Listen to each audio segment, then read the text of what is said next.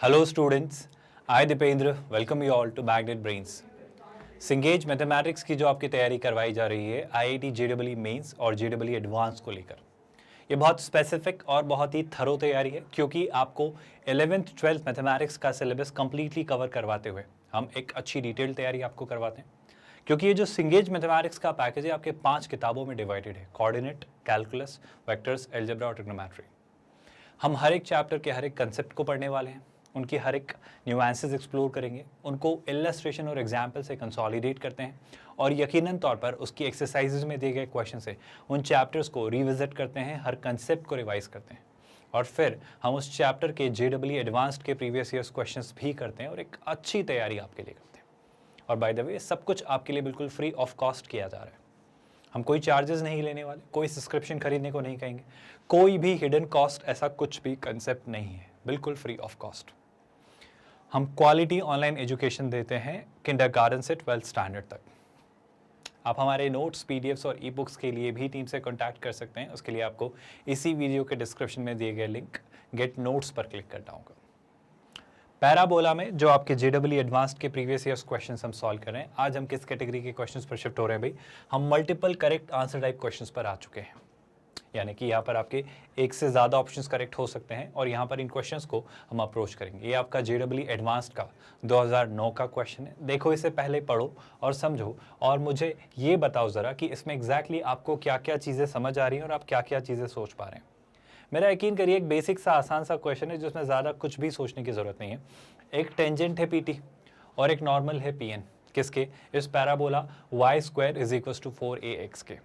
ठीक है, वो बोल रहा है इस पर एक पॉइंट है P, है ना, तो उस पॉइंट P पर ही ये PT और PN आपके क्या है? टेंजेंट और नॉर्मल। ये जो पॉइंट PT आपने जो नॉर्मल और टेंजेंट ड्रॉ किए हैं, ये आपके एक्सिस से, आपके जो पैराबोला का एक्सिस है उससे T और N पर मिलते हैं। तो पूछ रहा है जो आपका ट्रायंगल PTN होगा, जो आपका ट्रायंगल PTN होगा, उसके सेंट्रॉइड के कोऑर्डिनेट्स क्या होंगे? मेरा यकीन करिए एक आसान सा क्वेश्चन है। सर आसान क्यों है ये? आपको क्यों लगता है कि एक आसान क्वेश्चन है? क्या आपको y² = 4ax पैराबोला की टेंजेंट या नॉर्मल की इक्वेशन नहीं आती? कौन सी फॉर्म में पूछ रहे हो सर आप? मैं तो आपसे पूछ रहा हूँ, अगर मैं आपसे डायरेक्ट आपकी पैरामेट्रिक वर्जन ही पूछूं तो क्या आपके लिए बहुत मुश्किल काम होगा? सर नहीं होगा। क्यों नहीं होगा? क्योंकि आप याद करो, अगर मैं पूरा सिनेरियो आपके सामने बिल्ड करूं, देखो ध्यान से देखना, ये रहा लेट्स से आपका क्या, ऑफ कोर्स इस पैराबोला का क्या, वर्टेक्स पर ड्रॉ की गई टेंजेंट और ये मतलब बेसिकली वाई एक्सिस और ये आपका एक्स एक्सिस जो कि इस पैराबोला का क्या है? एक्सिस, है ना। ये आपका पैराबोला है जो कि है y² = 4ax। कोई कन्फ्यूजन तो नहीं है भाई इस बात को लेकर? अब मान लो मैंने इस पर कोई पॉइंट चुना, इन केस अगर आप भूल गए किसी पॉइंट पर ड्रॉ की गई टेंजेंट और नॉर्मल, है ना, जैसे मान लो सर इस पॉइंट पर हमने ये टेंजेंट बनाई है ना, हमने बनाई है ये क्या भाई? इस पॉइंट पर एक टेंजेंट, कोई दिक्कत तो नहीं है इस बात को लेकर। और ये जो टेंजेंट है, इसी टेंजेंट पर एक नॉर्मल भी ड्रॉ कर देते हैं। तो क्या आप सभी को दिख रहा है सर ये एक जो है लाइन, ये आपकी क्या बन रही है भाई? ये सबको दिखना चाहिए कि सर यकीनन तौर पर आपका नॉर्मल है ना। अब आप इस बात को थोड़ा ध्यान से देखना, ये आपका नॉर्मल है ना, मैंने यहाँ पर ये पॉइंट ले लिया और इसे आप क्या कह रहे हो सर? इस पॉइंट को आप कह रहे हो P, जिसे मैं कह लेता हूँ पैराबोला की लैंग्वेज में तो बड़ा सिंपल है, AT² 2AT। अब इस पैराबोला के इस पॉइंट P पर जब आपने टेंजेंट ड्रॉ की तो वो एक्सिस को इस T पॉइंट पर, और इस पर जब नॉर्मल ड्रॉ किया तो एक्सिस को N पॉइंट पर इंटरसेक्ट करता है। मैं बस आपसे पूछना चाह रहा हूं, क्या आप इस T और N के कोऑर्डिनेट्स निकाल सकते हैं? दो तरीके, या तो क्या, इस पैराबोला को डिफरेंशिएट करिए। सुन रहे हैं आप लोग? डिफरेंशिएट करेंगे तो आपको dy/dx मिल जाएगा, उसमें जहां भी x और y दिखे उसकी जगह रिप्लेस करिए, तो आपको इस पर ड्रॉ की गई टेंजेंट की स्लोप मिल जाएगी। पॉइंट पता ही टेंजेंट किससे पास होती है, स्लोप पता है, टेंजेंट की इक्वेशन आ जाएगी। उस इक्वेशन में y की जगह 0 रख दोगे तो t के कोऑर्डिनेट आ जाएंगे। आई होप आप बात समझ पा रहे हो। सिमिलरली वो जो dy/dx आया था उसका नेगेटिव रेसिप्रोकल निकालना और उसमें आप AT² 2AT पास कर देना x और y की जगह, उससे आपको नॉर्मल की स्लोप मिल जाएगी। नॉर्मल की जब आपको स्लोप मिल जाएगी तो पॉइंट तो पता ही है कि नॉर्मल किससे पास होता है, स्लोप भी पता है, नॉर्मल की इक्वेशन आ जाएगी, उसमें भी x की जगह 0 रख देना, आपके पास n के कोऑर्डिनेट्स आ जाएंगे। पर सर इतनी मेहनत हर बार करना ज़रूरी है क्या? हमने कुछ सिंपल से तरीके नहीं ईजाद किए क्या? क्या मैंने इस parabola y square is equal to 4ax पर पैरामेट्रिक फॉर्म में टेंजेंट और नॉर्मल की इक्वेशन निकालना नहीं सीखा है? सर सीखा है। तो मैं इन दोनों की इक्वेशन आपसे पूछना चाह रहा हूँ, पी टी की और पी एन की। आप मुझे बता सकते हो अगर टेंजेंट की इक्वेशन है तो वो हम क्या लिखते हैं? सर ये तो बड़ा आसान सा तरीका है, हमने हमेशा से लिखना सीखा है, t y is equal to x plus a t square. ये वही आपकी इक्वेशन है जो आप लिखते हो y is equal to what m x plus a upon m, जहाँ पे m में और t में रेसिप्रोकल वाला रिलेशन होता है। इसी दरमियान अगर मैं आपसे पूछूं कि सर इसके साथ साथ अगर मैं आपसे नॉर्मल वाली इक्वेशन पूछूं, जो पी एन की इक्वेशन है, अगर ये पूछूं तो ये क्या लिखोगे सर? सर ये तो और आसान है, याद आ रहा है आपको? सर हम लिखते हुए आए हैं y is equal to, sorry ये y इज इक्वल टू जो आप लिखते हैं ये इसका फाइनली आप क्या लिखते हो? Minus T x plus 2at plus a t cube. I hope आप ये दोनों बातें नहीं बोले जो स्लोप फॉर्म में हम लिखा करते थे, क्योंकि पैराबोला की टी और एम में जो रिलेशन होता है नेगेटिव होते हैं। टी जो होता है वो माइनस एम के इक्वल होता है, जो एम होता है वो माइनस टी के इक्वल होता है नॉर्मल के केस में, आपको याद आ रहा है। तो उस केस में हम लिखा करते थे क्या? आपका m x minus 2am minus a m cube. अगर मैं स्लोप वर्जन याद करूँ इन दोनों के, बस एक कोई सा भी वर्जन याद करिए, आप दूसरा बना लेंगे। सर इन सारी चीज़ों से आप कंक्लूजन में क्या आना चाह रहे हो? मैं पहले तो आपसे टी के कोऑर्डिनेट्स पूछ रहा हूँ, तो आप बताओ टी के कोऑर्डिनेट्स क्या होंगे? सर टी का जो भी एक्स कोऑर्डिनेट होगा पता नहीं, पर वाई कोऑर्डिनेट 0 होगा। तो अगर मैं y की जगह 0 रखता हूँ तो x की वैल्यू कितनी आती है? माइनस ए टी स्क्वायर। तो t के कोऑर्डिनेट्स कितने हैं? माइनस ए टी स्क्वायर कॉमा 0। कोई परेशानी? सिमिलरली अगर मैं n के कोऑर्डिनेट्स पूछूं तो n के कोऑर्डिनेट में भी ओपिनियन वही है, n का y कोऑर्डिनेट 0 होगा। अगर मैं y की जगह 0 रखता हूँ, आई रिपीट, अगर मैं y की जगह 0 रखता हूँ तो क्या मिलेगा? देखो ध्यान से, मैं से थोड़ा सिंप्लीफाई कर रहा हूँ। तो y की जगह 0 रखते ही tx को वहाँ पहुँचाया, फिर t को यहाँ लाए, तो x is equal to what? x is equal to क्या मिलेगा? ध्यान से देखना, 2at plus a t cube upon t. तो t से जब डिवाइड किया तो कितना बचेगा? 2a, है ना, 2a plus a t square. I hope आप सब इस बात से सहमत हो। ये कितना देगा आपको इसका x coordinate? 2a, I am really sorry, 2a plus a t square comma 0। ये आपका क्या निकल कर आता है? ये आपका n के कोऑर्डिनेट्स आते हैं। सर अगर आपके पास p, n और t के कोऑर्डिनेट्स हैं और आपसे फाइनली क्या पूछा जा रहा है? Locus of the centroid. आपसे क्या पूछा जा रहा है? Locus of the centroid. तो sir locus of the centroid तो सोची जा सकती है। अगर मेरे पास p, n और t के कोऑर्डिनेट्स हैं तो इन ट्रायंगल का जो सेंट्रॉइड होगा शैलाई से, वो यहाँ कहीं होगा, लेट्स से वो ये है ना, और इसे मैं डिनोट कर देता हूँ g से, मान लो थोड़ी देख ले। और इसके कोऑर्डिनेट्स हम क्या मान लेते हैं सर? मान लेते हैं h कॉमा के। तो आप h कैसे निकालोगे sir? h is nothing but what? इनके x कोऑर्डिनेट्स का सम डिवाइडेड बाय 3। सिमिलरली k क्या होगा? इनके ऑर्डिनेट्स का सम डिवाइडेड बाय 3। आई होप आपको याद है ये बात, x1 plus x2 plus x3 by 3 और y1 plus y2 plus y3 by 3। ये आपके सेंट्रॉइड के कोऑर्डिनेट्स होते हैं, अगर आप भूले नहीं हैं तो। आई होप याद है। चलो, तो अगर मैं h और k की वैल्यू निकालता हूँ तो मैं h को लेकर क्या ओपिनियन रखता हूँ? सर h जो आपका निकल कर आएगा, h जो आपका निकल कर आएगा वो क्या होगा? ध्यान से देखो भाई, h फाइनली ए टी स्क्वायर माइनस ए टी स्क्वायर मतलब 0, क्योंकि ए टी स्क्वायर में से ए टी स्क्वायर गए तो 0, प्लस क्या sir? Plus 2a plus a t square by 3। तो h की जो वैल्यू आती है वो कितनी आती है? 2a plus a t square by 3। तो h की जो वैल्यू हमारे पास मिलती है वो कितनी आती है sir? 2a plus a t square by 3, क्योंकि हमने x1 और x2 का सम किया तो 0 है, x3 ये था डिवाइडेड बाई 3। इसी तौर से मैं अगर k की वैल्यू पर आपका ओपिनियन चाहूँ तो ये तो और मज़ेदार है सर। k की वैल्यू को लेके आपका क्या ओपिनियन है? k देखो कितना आसान है सर। k के लिए t का y कोऑर्डिनेट 0, n का भी y कोऑर्डिनेट 0, तो सिर्फ p का y कोऑर्डिनेट लेना है 2at बाई 3। तो k कितना हो जाएगा sir? k will be, k clearly is going to be what? 2at by 3। Now our only motive is going to be, मैं h और k में एक रिलेशन स्टैब्लिश करूंगा with the help of t, मतलब मैं t को eliminate करते हुए ये रिलेशन बनाऊंगा। तो कैसे कोशिश करेंगे? देखो सर, एक छोटा सा काम, क्या मैं t की वैल्यू यहाँ से निकाल के यहाँ रिप्लेस कर सकता हूँ? वही एक अच्छा आइडिया लग रहा है मुझे, है ना। तो अगर मैं t की वैल्यू यहाँ से निकालता हूँ तो देखो ये कितना आ जाएगा? t will be, can I say it will be 3k upon 2a। Do you all agree with that? t कितना होगा? 3k अपॉन 2a, और ये जो t की वैल्यू है 3k अपॉन 2a वो मैं यहाँ रिप्लेस कर रहा हूँ। तो ये कितना हो जाता है सर? ये हो जाता है 3h is equal to 2a plus a t square. So a into t square, t square यानी 9k square upon 4a square. कोई तकलीफ, कोई परेशानी, कोई दिक्कत भाई है तो जवाब दीजिए। आई थिंक सर यहाँ पे आप ए से ये ए और इस ए से ये ए, मतलब ए स्क्वायर से ए स्क्वायर कैंसिल हो गया। कोई तकलीफ, कोई दिक्कत भाई? सर अब तो चीज़ें आसान हैं। क्यों आसान है, ध्यान से सुनिएगा। इसलिए आसान है क्योंकि आप पहले तो के स्क्वायर बाय 4 को यहीं रखिए, 2a को इधर लाइए, तो के स्क्वायर बाय 4 को यहीं रखा और मैं 2a minus 3h, sorry 3h minus 2a से लिख सकता हूँ। तो मैंने इसे लिखा 3h माइनस क्या 2a, और के स्क्वायर बाय 4 में ये 4 यहाँ ले आया। कोई दिक्कत तो नहीं है। एक छोटा सा काम कर लीजिए सर, आपकी लाइफ आसान रहेगी। इस क्वेश्चन को सॉल्व करने के लिए आपको हम सलाह दे रहे हैं कि आप यहाँ से 3 कॉमन ले लीजिए। 3 जब कॉमन लिया तो सुनिएगा ध्यान से, क्या फ़ायदा होगा, बहुत ध्यान से गौर करिएगा। अगर मैंने 3 कॉमन लिया, तो हम k और h को y और x से रिप्लेस करेंगे तो कितना होगा सर, ये होगा y square is equal to 3 बाहर आया तो 4 इंटू 3 कितना, आई थिंक 12। आई होप आप सब इस बात से एग्री करते हो। मैं इसे 4 इंटू 3 लिखता हूँ ताकि आप कुछ चीज़ें देख पाएँ जो मैं कहना या दिखाना चाहूँगा। 3 जब बाहर आया तो अंदर क्या बचेगा सर, अंदर बचेगा x माइनस 2a बाई 3। क्या इस इक्वेशन से आपको कोई आपत्ति, कोई परेशानी? सर इस इक्वेशन को अगर हम ध्यान से देखें तो ये तो एक पैराबोला है। बिल्कुल हाँ। तो आप हमेशा याद रखिएगा कि अगर किसी पैराबोला में किसी पॉइंट पर आप टेंजेंट और नॉर्मल ड्रॉप करें और वो एक्सिस को जिन पॉइंट्स पर इंटरसेक्ट करे, उस पॉइंट के साथ और इन दो पॉइंट ऑफ इंटरसेक्शन के साथ जो ट्रायंगल बनता है उसका सेंट्रॉइड भी एक पैराबोला होता है। यहाँ तक कोई दिक्कत? अब सर अगर मुझसे इस बारे में कुछ ओपिनियंस मांगे जाएं तो इसकी वर्टेक्स को लेके आपका क्या ओपिनियन है? सर अगर मैं इसकी वर्टेक्स ढूंढूं तो ये y square is equal to 4ax वाला वर्जन है। तो अगर मैं x को देखूं तो x नहीं है, x है x माइनस 2a बाई 3। तो वहाँ जहाँ आपका ओरिजिन पर वर्टेक्स रहा करता था 0,0 पर, इसमें 2a बाई 3 0 पर होगा, याद है ना, y माइनस k का whole square is equal to 4ax minus h का होल स्क्वायर। तो ये आपका h k पर वर्टेक्स हुआ करता है। तो वर्टेक्स कितना हो जाएगा सर, वर्टेक्स होगा आपका 2a बाई 3 0।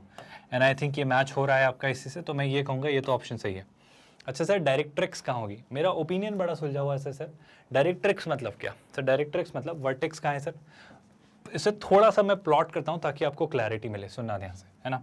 इसका एक्सेस होगा कहीं ना कहीं, बिल्कुल होगा, है ना, और इसका ऑफ कोर्स क्या होगा, डायरेक्ट्रिक्स भी होगा, बिल्कुल होगा। अब सुनना ध्यान से, इसका एक्सेस कहाँ होगा सर? इसका एक्सेस होगा आपका जब ये जो पॉइंट है क्या, एक्स एक्सिस और वाई एक्सिस में। एक्स एक्सिस पे पॉइंट क्या है, 2a बाई 3, है ना।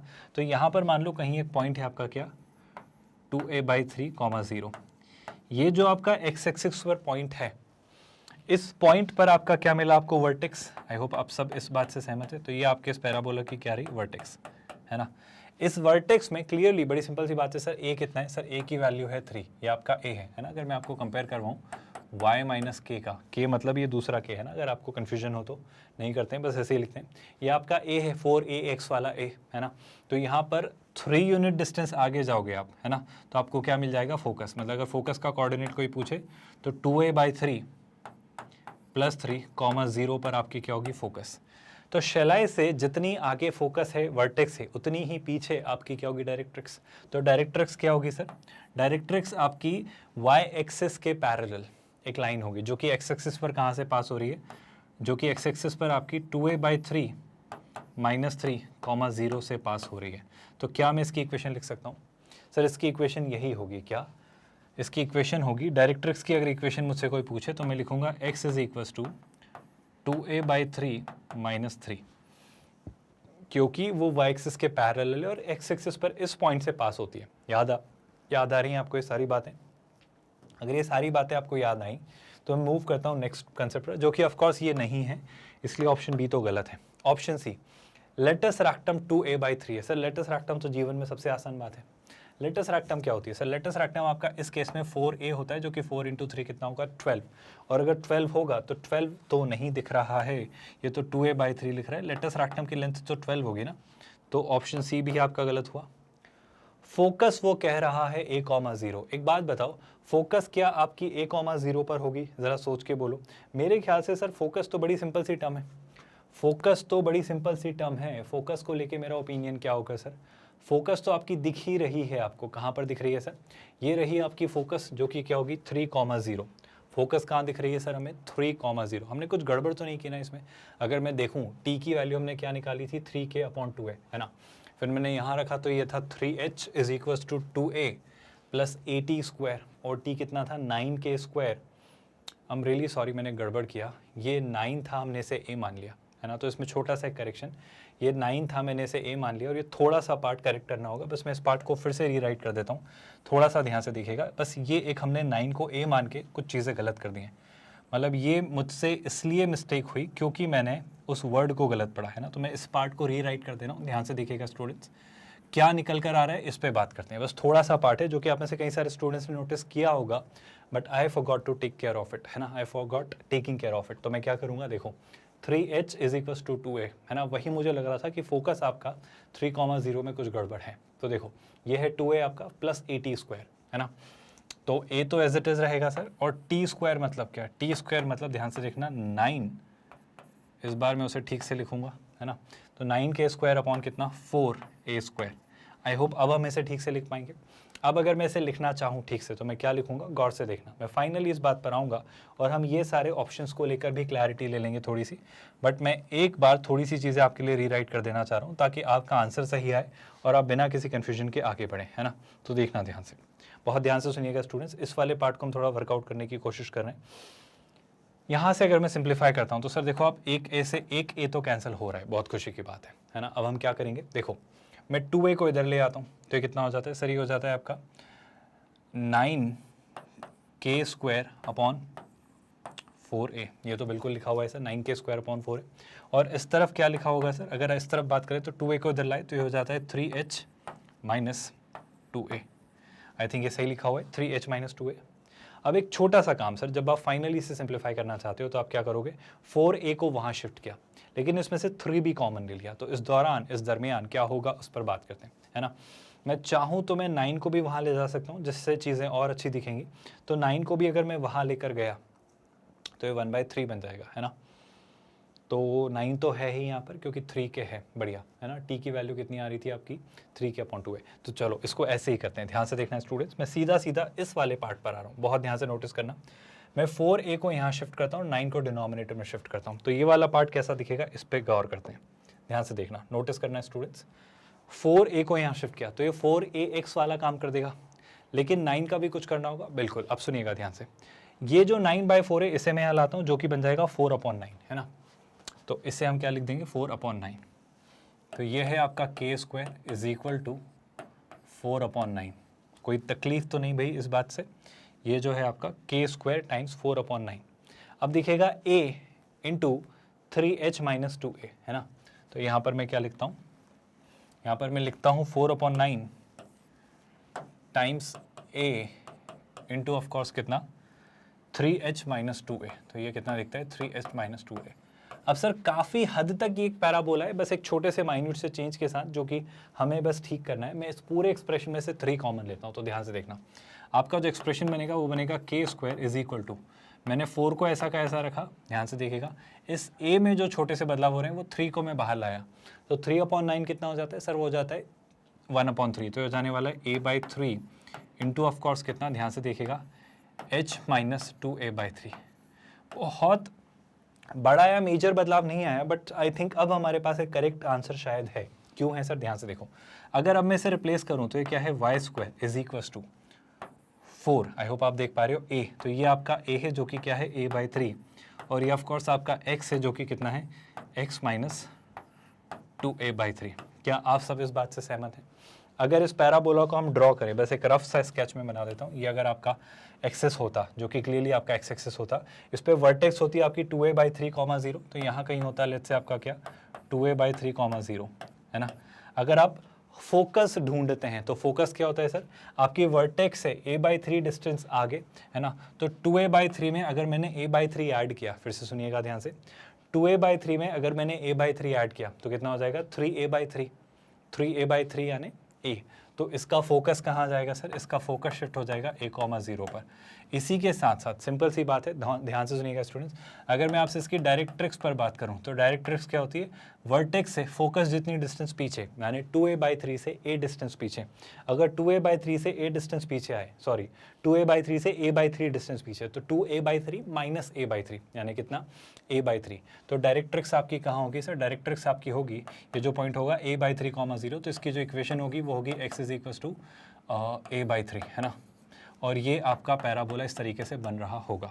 कोई दिक्कत तो नहीं है भाई, बस यही पार्ट आपको अब चीज़ें वर्कआउट करनी है। अब सर अगर देखें तो क्या, पहला पार्ट वर्टेक्स है 2a/3,0। सर वर्टेक्स तो अभी भी 2a/3,0 पर ही है, तो ये ऑप्शन तो हमने बेशक सही मार्क किया था, कोई दिक्कत तो नहीं है इस बात से। अब सर आगे बढ़ते हैं। वर्टेक्स के बाद उसने डायरेक्ट्रिक्स पूछा।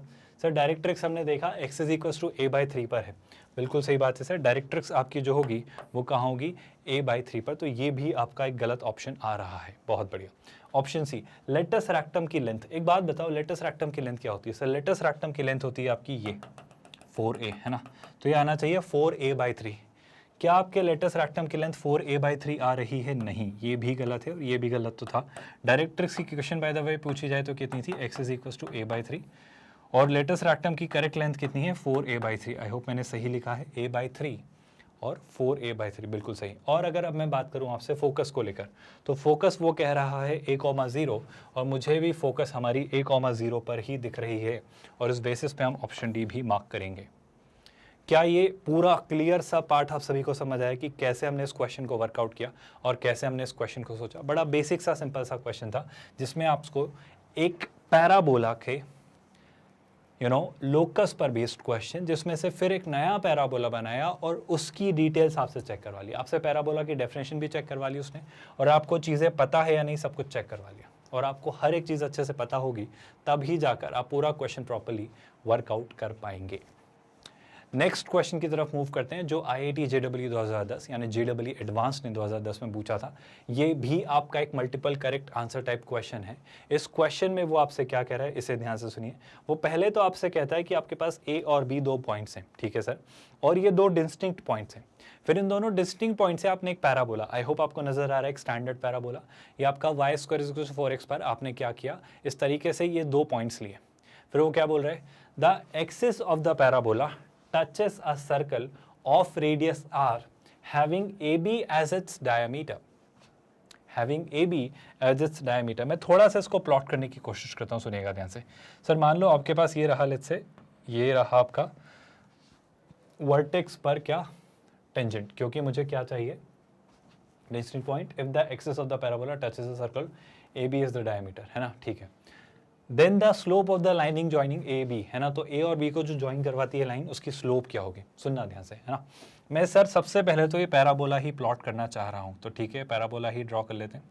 अब अगर इस पैराबोला को आपने ड्रॉ किया तो सर सीधा सीधा पैराबोला है, y² = 4x, चीज़ें बिल्कुल सुलझी हुई, तो ये आपका क्या बन जाता है सर, ये आपका बन जाता है पैराबोला। अब आपका बस इतना सा काम है, आप इस पर 2 पॉइंट्स लीजिए A और B, और इस तरीके से लीजिए कि उनसे जब आप पैराबोला की एक जो मतलब A और B जो आपके पॉइंट्स होंगे पैराबोला पर, उसको डायमीटर की तरह ट्रीट करते हो, मतलब वो जो A और B जो आपने पॉइंट लिए उसको डायमीटर की तरह ट्रीट करते हुए आप एक सर्कल बनाइए, ठीक है सर, एक सर्कल बनाए, है ना। तो A और B 2 डिस्टिंक्ट पॉइंट है इस पैराबोला पर, और जो एक्सिस है पैराबोला का, जो आपका पैराबोला का एक्सिस है ना, ये आपके पैराबोला का एक्सिस है, ये एक्सिस आपके पैराबोला का सर्कल को टच करता है। किस सर्कल को, उसकी जिसकी रेडियस r है, बात करेंगे इस बारे में। लेकिन उस सर्कल की खास बात यह है कि उसका डायमीटर कौन है, AB। चलो एक सर्कल बनाते हैं सीधे सीधे, फिर हम चीज़ें सोचेंगे कि कैसे इसे वर्कआउट करना है। मैं बेसिकली एक सिंपल सा एक ऐसा सर्कल बना लेना चाह रहा हूँ, लेकिन ये सर्कल कुछ ऐसा बनाइएगा स्टूडेंट्स कि उसका ना डायमीटर कुछ ऐसा हो, उसका डायमीटर AB ऐसा कुछ बने। क्या आप सब इस बात से सहमत है जो भी हमने ड्रॉ किया? आई थिंक इसमें तो कोई परेशानी नहीं है। एक बेसिक सा सर्कल आपके सामने बना हुआ है। इस सर्कल ने क्या किया, इस सर्कल ने बस खास काम ये किया कि इसने आपके एक्सेस को टच किया। अब सुनना यहाँ से, इस पैराबोला पर ये जो 2 पॉइंट्स थे कौन कौन, ऑफ कोर्स A और B, ये रहा आपका A और ये रहा आपका B। तो मान लो ये है सर A और ये है B। क्या मैं AB पैरामीट्रिक फॉर्म में ले सकता हूँ सर, y² = 4ax, A की वैल्यू 1 है, तो t² 2t, है ना, तो यहाँ पर A के ले लेता हूँ मैं कोऑर्डिनेट t1² 2t1 ले सकता हूँ क्या, और B के कोऑर्डिनेट्स क्या ले लेंगे सर, वो कोऑर्डिनेट्स आपके हो जाएंगे t2², वो कोऑर्डिनेट्स हो जाएंगे t2² 2t2। इस तरीके से आपके A और B के कोऑर्डिनेट्स आपको मिलेंगे, कोई दिक्कत तो नहीं है। अब मेरा ये कहना है सर, इस बात से आप क्या कंक्लूजन निकालना चाह रहे हो? एक बात बताओ, मुझे सर्कल की रेडियस दी गई है, मुझे इस सर्कल की रेडियस दी गई है। अच्छा सर, इस सर्कल की रेडियस का इस AB के मिड पॉइंट से कुछ लेना देना है क्या? आप सुन रहे हो जो मैं कहना चाह रहा हूँ? मैं एक बेसिक सी बात कहना चाह रहा हूँ, मैं ए बी की स्लोप तक पहुँचना चाह रहा हूँ, जो मैं निकाल लूँगा this minus this upon this minus this, जो कि कुछ ना कुछ आएगा। चलो अगर आपको स्लोप निकालनी है तो पहले मैं आपका काम आसान कर देता हूँ कि ये टफ क्वेश्चन नहीं है। आप बताओ ए बी की स्लोप कितनी होगी? सर ए बी की स्लोप y2 माइनस y1, सो 2t2 माइनस 2t1, तो कितना हो जाएगा 2 times t2 minus t1, denominator में x2 minus x1, t2 square minus t1 square, तो आपको दिख रहा है ना वो कितना हो जाएगा, a square minus b square कितना होता है, a plus B into A minus B, तो हो जाएगा t2 minus t1 upon into t2 plus t1।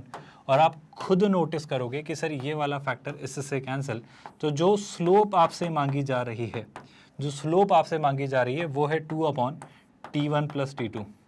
So technically your question boils down to the fact कि अब आपको बस t1 प्लस t2 की वैल्यू निकालनी है।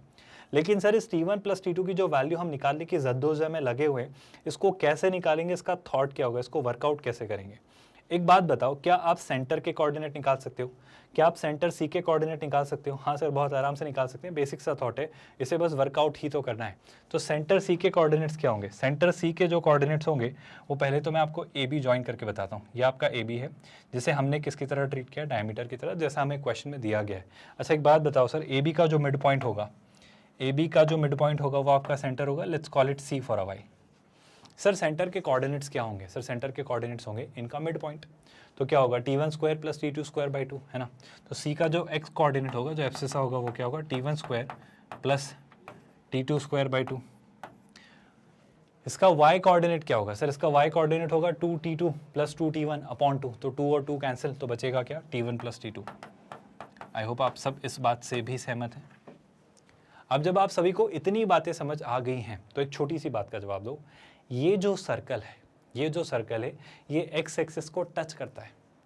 आपका क्वेश्चन खत्म होने को, अगर आप ठीक से सोच पा रहे हैं तो मैं फिर से रिपीट करता हूँ।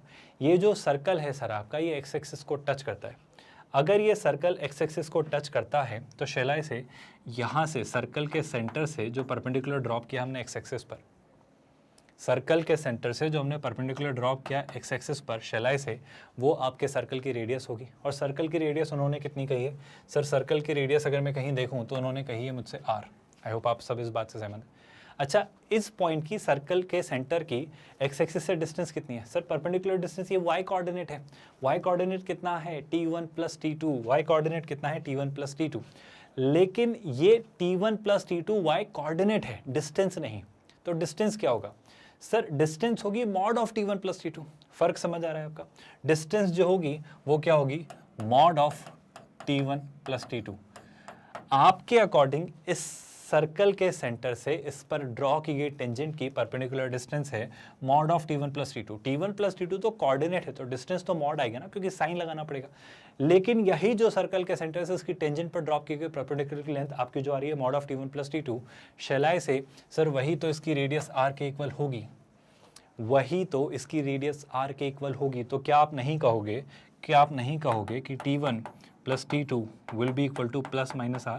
बस स्टूडेंट्स यही गलती कर देंगे कि वो t1 प्लस t2 को r ले लेंगे और यहाँ पर 2 अपॉन r वाला ऑप्शन मार्क करके आगे बढ़ जाएंगे, पर वो ये भूल जाएंगे कि t1 प्लस t2 का जब आप मॉड हटाओगे तो प्लस माइनस r आएगा, और जो स्लोप आएगी, जो स्लोप आएगी वो ना सिर्फ 2 अपॉन r आएगी, बट वो आएगी 2 अपॉन प्लस माइनस r, यानी प्लस 2r और माइनस 2 अपॉन r। यानी आप मार्क करेंगे इसके दो ऑप्शंस, कौन कौन से? C और D। ये जो C और D आपके ऑप्शंस आए, ये क्या गड़बड़ कर सकते हैं स्टूडेंट्स, क्या गलती कर सकते हैं, आपको समझ आ रहा है? आप सिर्फ 2 अपॉन r मार्क करके आगे नहीं बढ़ सकते। आपको फिर से रियलाइज हुआ, सिर्फ पैरामीटर्स मानकर सर्कल और पैराबोला के कंसेप्ट्स को मिक्स करके उसने एक बेसिक सा क्वेश्चन बनाया। ये आपके सामने JEE एडवांस्ड के क्वेश्चन है स्टूडेंट्स, और यकीनन तौर पर ये बड़े बेसिक से सिंपल से क्वेश्चंस हैं जब आपको बारीकियां पता हो। वो बहुत टफ, बहुत मुश्किल क्वेश्चंस नहीं पूछेंगे, वो अलग अलग कंसेप्ट्स मर्ज करके आपका एक नॉलेज चेक करेंगे कि जब आपको कुछ इन्फॉर्मेशन दे दी जाए तो उसको आप प्रोसेस करके आउटपुट जनरेट कर पाते हो या नहीं, आप चीज़ें समझ कर उसे कॉम्प्रहेंड करके आंसर फिगर आउट कर पाते हो नहीं, अपना नॉलेज अप्लाई कर पाते हो नहीं, आपका लॉजिकल ब्रेन वैसेस करते हैं। ये बिल्कुल भी टफ या कठिन या बहुत मुश्किल एग्जाम नहीं है, बशर्ते आपको कंसेप्ट्स पता हो, बशर्ते आपको बारीकियां पता हो। और ये एक अच्छा क्वेश्चन था, मतलब सिंपल ही था, आसान ही था। कब? जब आपको चीज़ें पता हो। ये कौन सी तैयारी हो रही है भाई? ये आपकी IIT JEE मेंस और JEE एडवांस्ड की मैथमेटिक्स सब्जेक्ट की तैयारी चल रही है। हम बहुत डिटेल में हर एक चीज़ कर रहे हैं और ये अभी हम JEE एडवांस्ड के प्रीवियस ईयर्स क्वेश्चंस कर रहे हैं पैराबोला चैप्टर के, और हम हर एक चीज़ कर रहे हैं, हर एक ज़रूरी चीज़ कर रहे हैं जो आपके इस एग्जाम के लिए ज़रूरी है।